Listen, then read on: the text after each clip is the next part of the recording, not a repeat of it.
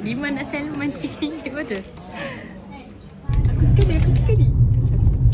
Hai guys, kita orang kat Mayamuan on the way nak tengok cerita Spiderman.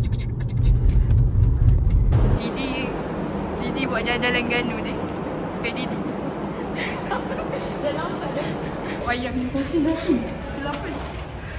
Rashid. Oh, first time. Macam mana Spiderman? Dia macam tak puas sebab MJ dia tak fikir tak ada. Dia macam sedih tau sebab dia nangis tak pakai. Aku pula tidur. Peter confess baru aku bangun.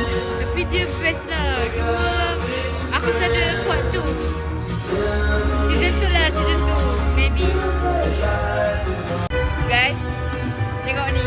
Mata-mata ending Spiderman. Depan sekali. Kita orang nak try macam mana depan. So guys, dah tengok Spiderman. Didi happy lah. Aku dah tidur dah. Best tu. So sekarang ni kita orang nak pergi apa, photo booth. Mana photo booth?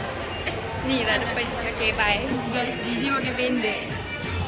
So guys, happy sangat. Weh. Tak payah malas.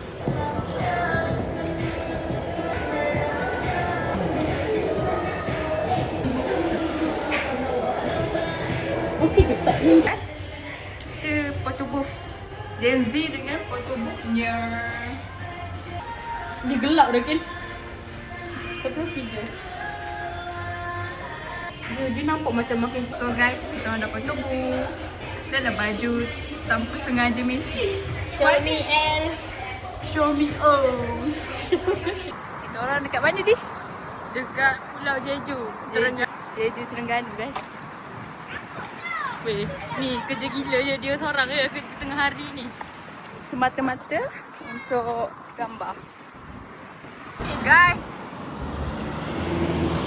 Didi orang Ganu pun. Saya FOMO ikut-ikut.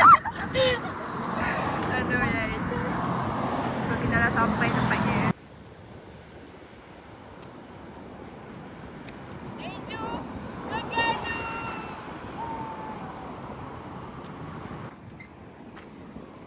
Okay, apa perasaan orang Kelantan datang ke Terengganu? Bapak kau orang Kelantan.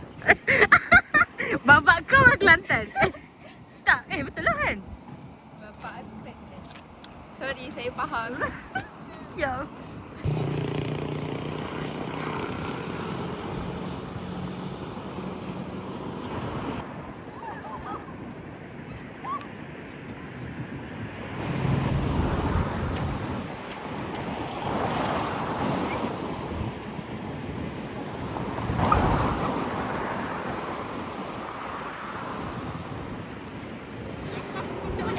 So guys, dah ambil gambar dekat situ. Kita ambil gambar kat sini pula. Video. Foto kita blur.